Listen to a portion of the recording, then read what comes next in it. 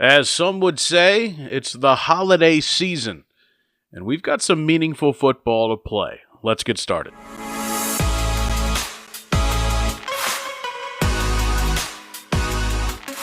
Hi, hello, and welcome in to the Ball Don't Lie podcast, episode number 164. You see the coffee cup? It's a cup of Joe. That's because Joe Burrow is back. I need this drink. Excuse me for a moment. Oh my goodness, that's hot as hell. Well, I'll tell you what, it's been an interesting season for the Cincinnati Bengals, to say the least. And last week, I was kind of going into it and made the last episode of the week, and I was kind of under the impression from everybody I'd talked to that there was a pretty good chance that Joe Burrow was going to play in that game against the New England Patriots. And as it turns out, his body was a little bit sore. You'll hear from Joe coming up in the episode.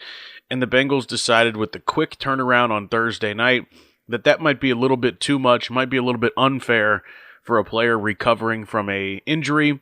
And that makes sense to me. I can understand that if I'm Zach Taylor, the Bengals head coach. The decision came down to him ultimately. The medical people deferred to him. Joe Burrow deferred to him. Everybody else deferred to the head coach. And when you're a head coach, sometimes you got to make difficult decisions. So Joe doesn't play against the Patriots. The Bengals lose, but they do play better. They play better defensively for the second week in a row.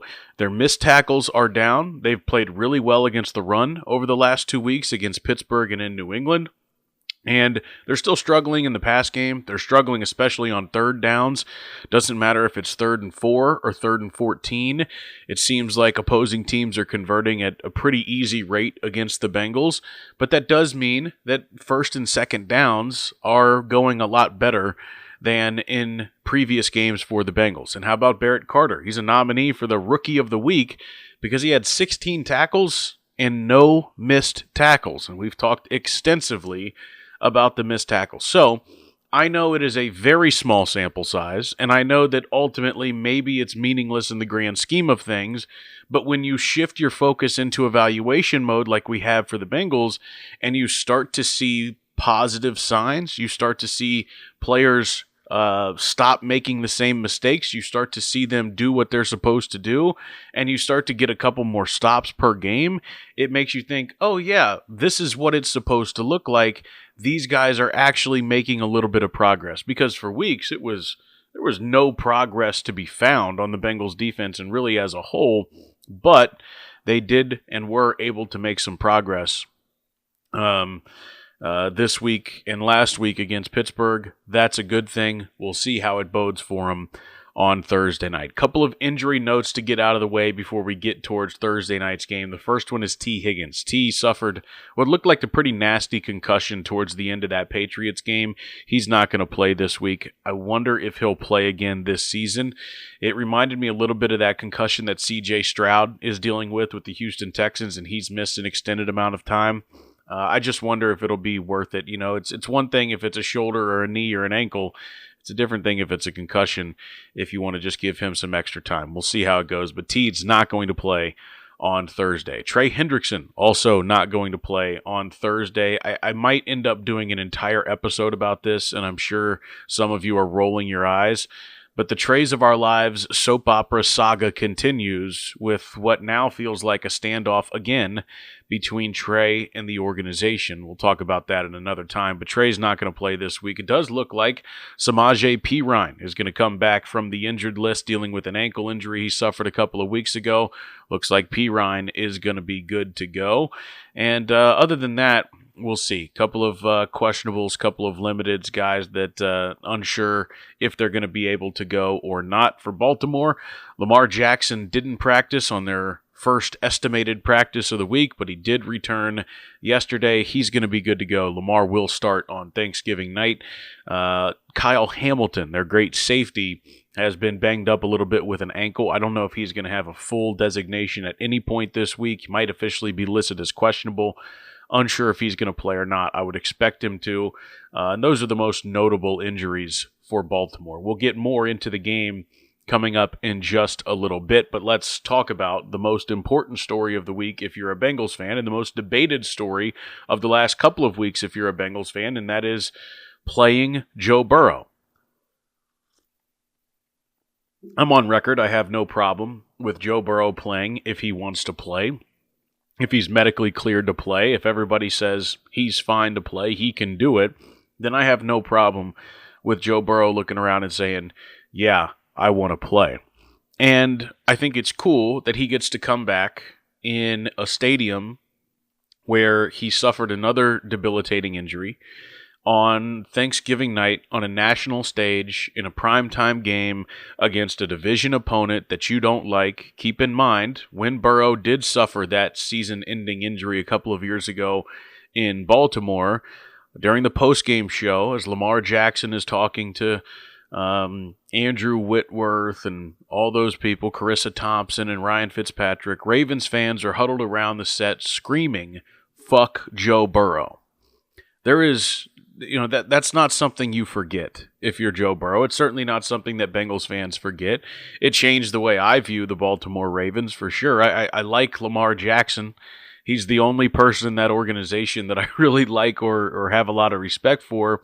And certainly the way that their fans are, you just lose a lot of respect for people when they do something like that. But that's part of rivalry. We've talked about it before. We talked about it with the Jamar Chase thing. And so I think it's meaningful to Joe Burrow. You'll hear his thoughts on that in just a little bit. And I think it's cool as hell to play on Thanksgiving. You have an opportunity to play the Thanksgiving night game. This will be the second time the Bengals have played that. And I think all of that is cool. The Bengals are technically still alive, and these division games are incredibly important. There's a way for the Bengals to get into the playoffs at 5-1 and losing a game. There's a way for the Bengals to get in the playoffs by going 6-0. And I'm not trying to be that guy, but if the Bengals are to go 6-0 and the defense, or if the Bengals defense is to play the way it did the last 2 weeks, I don't think that's out of the realm of possibility if Joe Burrow returns to form. Now, that's the thing. Joe coming back and playing like Joe did last year, I don't know that we should expect that on Thursday night. We've seen in the past, early on in the season, he looks rusty. Early on in his reps, he looks rusty. He needs those reps to get his feet under him, figuratively and literally, this time around. So I'm not sure what to expect from his particular performance. But I know that after watching a compromised Joe Flacco over the last couple of weeks, I'm pretty confident that Joe Burrow will be better. So let's hear from Joe Burrow, and let's start with the most debated question. Should Joe Burrow play or should he not? Bengals fans seem to be 50-50 split on this, which is just call it a season, head on home, get a better draft pick, and others who say, it's Joe Burrow. Let the guy play football. Here is the Bengals quarterback talking about why he wants to play. Yes, I understand why people feel that way, but if you look at it from my perspective, I'm a football player, and if I get hurt, I'm going to go through the rehab process, and then I'm going to let everybody know when I feel like I can go out there and play. I don't really know what else to say about that. I'm not going to ever go to somebody and say, yeah, I'm healthy, but I don't think I should go out there and play. That doesn't make a lot of sense to me. I'm not gonna live my life and play this game scared of something happening. Like, yeah, something's gonna happen. It's football. Guys are gonna get hurt. Guys are gonna get concussions. You're gonna break bones, tear ligaments. It's a physical, intense game. That's part of this. And yeah, I've had injuries. There's not a lot I can do about that. I work really hard to have that not happen, but what I can do is when it does happen, I can control how I'm attacking my rehab and attacking practice and doing everything in my power to get back as quickly as possible. That's what I did. I got a lot of respect for that. I'm a football player. I play football. This is what I want to do. I'm going to be a competitor. I'm never going to say I'm healthy and then not play, and that doesn't make sense to me. I appreciate that mindset and that mentality from the Bengals quarterback. I thought that was a cool moment. Now, I've always said that I don't know that Joe should play if he's not 100%, and he was asked that question. He was asked, is the toe 100%? Take a listen. I assume it's fair to say the toe's not 100%. Where would you put it right now? It's tough to say. I feel confident that I can go out and do everything that I need to do to win a game. Now, that doesn't necessarily make me feel great that he didn't say definitively that it's 100%. He did say that it's kind of a work in progress. That doesn't make me feel great about him returning, but I do trust the guy and trust his body. And I also heard him say this later on in the conversation, talking about last week and why ultimately he didn't play. Take a listen to what he says about his toe. I was feeling good, and Wednesday, Thursday practice happened. I took a lot of reps. My body was pretty sore. Not necessarily my toe. My toe feels great, but just the rest of my body being back out there for so long. And I was confident that I could get that right in order to play on Sunday, but Zach ended up thinking that Thursday was better to wait the extra 4 days, and I think that was a good decision. Said the body is fine, or the body was sore, but the toe is fine, and the toe feels great. So I'm kind of balancing the two. I think if he feels good enough to play, he's going to play, and I appreciate that from Joe, and I'm looking forward to watching him play, and especially looking forward to it being against the Ravens on Thanksgiving night. Joe also talked about that. Why is it meaningful to come back for this game specifically? Number one, it's a division game. I got a lot of respect for the people on the opposite side of the ball, but when you play people twice a year, it's you get tired of them, you don't like them. It's a division rivalry. You got respect for them, but it's intense out there. It's something I wanted to be out there for. Playing on Thanksgiving is something I've always wanted to do, that I've pushed for in the past, and the NFL gave it to us, and then the injury happened and thought I wasn't going to be able to play. And then as we got closer, I felt like it was a real possibility. So that's exciting to me. And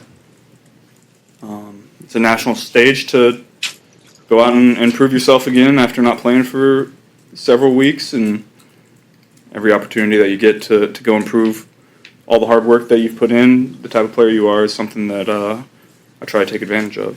Great stuff there from the Bengals quarterback, talking about Thanksgiving and having pushed for it and playing the Ravens and all that stuff. It is meaningful to him. By the way, Lamar Jackson was asked about it, and Lamar says, I'd rather not play on Thanksgiving. I'd rather be at home with my family eating. and I don't blame him. I'm sure there's a lot of players that feel that way, who already miss so much time with their families that now you have to miss time with your family on Thanksgiving night as well. I'm sure there's a lot of players that agree with Lamar Jackson on that. So let's shift our focus to the actual game. Baltimore started 1-5 and did not look great, especially defensively, and they had a bunch of injuries, a rash of injuries during that stretch. Well, now they've kind of turned things around. Their defense has gotten better, they've gotten healthier, and they've won a bunch of games in a row. They're now back tied, 5-game win streak for the top of the AFC North with the Pittsburgh Steelers. But Lamar hasn't quite looked like himself. He's dealing with a toe injury. He's dealt with a knee injury. He just hasn't quite been himself, but yet they're still finding ways to win, which I think is a testament to the rest of the team stepping up. Baltimore will be favored heavily, I would say, in this game, if nothing else, because it's a short week Thursday, AFC North, Thanksgiving. Joe Burrow hasn't played in months, and the Bengals' defense is still not very good. But the NFL sent along some of the news and notes from this game on Thursday. Take a listen. Baltimore has won each of their 2 previous Thanksgiving appearances. They played in 2011 and 2013. Cincinnati will play on Thanksgiving for just the second time ever. You may remember 2010. That was the year Terrell Owens and Ocho Cinco were playing for the Bengals. It was supposed to be a Super Bowl year after going to the playoffs in 2009, but they fell flat on their face in 2010. And if I'm not mistaken, they got their face bashed in by the New York Jets on Thanksgiving night. That time it was also an away game. I remember that so clearly. I was so angry because I had to work at Perkins as a busboy that Thanksgiving night, and the game was on NFL Network, and at that point, not a lot of people had NFL Network, and so I didn't really get to see the game. I've watched it since then and years later, but. Yeah, it was a big deal to me, but I couldn't watch it. And I remember being so mad, like, why on God's green earth are people coming to Perkins on Thanksgiving? And why in the hell are we open on Thanksgiving? Yeah, that was a rough night for the old Ott man. Anyways, the Ravens have won 5 straight games after beginning 1-5. Since 2002, 3 teams have qualified for the postseason after winning just one of their first 6 games. It was Washington in 2020, Indianapolis in 2018, and Kansas City in 2015. Now, you might remember last year these games with the Bengals and the Ravens were incredible. In 2 meetings last season, a 3-point Ravens win in Week 5 and a 1-point Ravens victory in Week 10, Lamar Jackson threw 4 touchdown passes in both games. Joe Burrow threw 5 touchdown passes in Week 5 and 4 touchdown passes in Week 10. They became the first quarterbacks since 1970 each with at least 8 touchdown passes in head-to-head matchups in a season. I mean, it was fireworks galore. How about this? Baltimore running back Derrick Henry. He recorded his 30th career game with at least 2 rushing touchdowns last week, and he joined Pro Football Hall of Famers LaDainian Tomlinson, 38 games, and Emmitt Smith, 36 games, as the only players in NFL history with at least 30 career games with multiple rushing touchdowns. Derrick Henry, even at his age, is still a problem.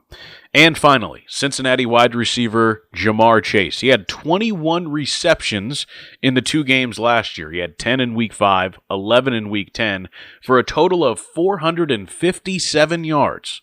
193 in Week 5, 264 in Week 10, and 5 touchdowns.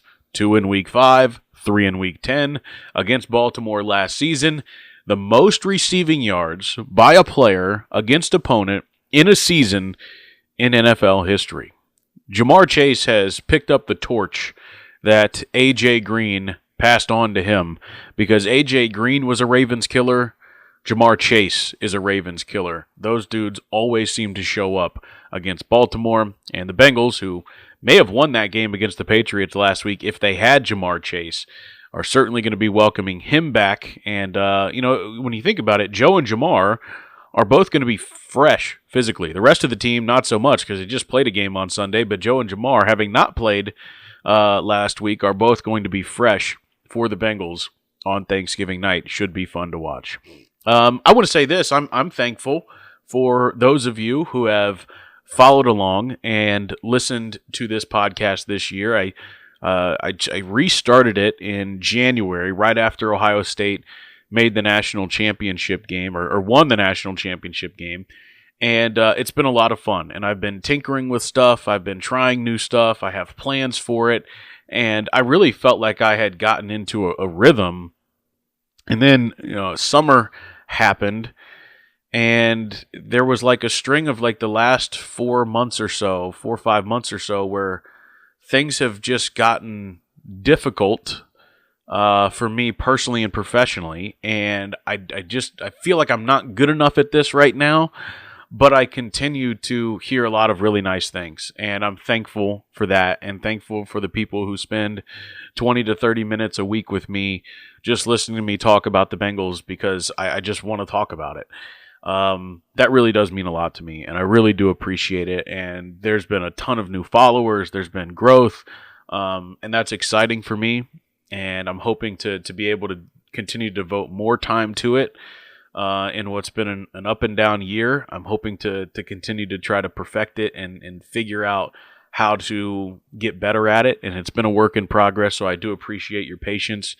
And I'm thankful for that this season and this season of this holiday season. And I was telling somebody the other day, and here's the other thing too, is I've been kind of vulnerable on this podcast before. Many times, actually. And that was part of the plan coming back to it was don't be afraid to be yourself. Don't be afraid to talk about what's going on in your life and what you're thinking and what you're going through. And while there's been a lot personally and professionally, I feel pretty good about the way that I've come through all of that. Certainly a long way to go. But this is always a difficult time of year for me. I am in a season of life right now where I loathe the holidays. I just don't like it. I want it to be over. I think it's because I feel like a bit of a nomad. Nothing really feels like home. because I don't have family down here in Cincinnati. My parents are scattered across 2 different parts of the country.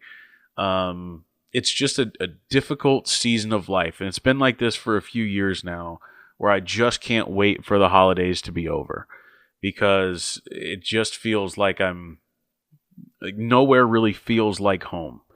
And you want to try to balance spending time with your family, but also not throwing a wrench in their life. You want to spend time with your friends, but you don't want to intrude on the traditions and the family stuff that they have going on.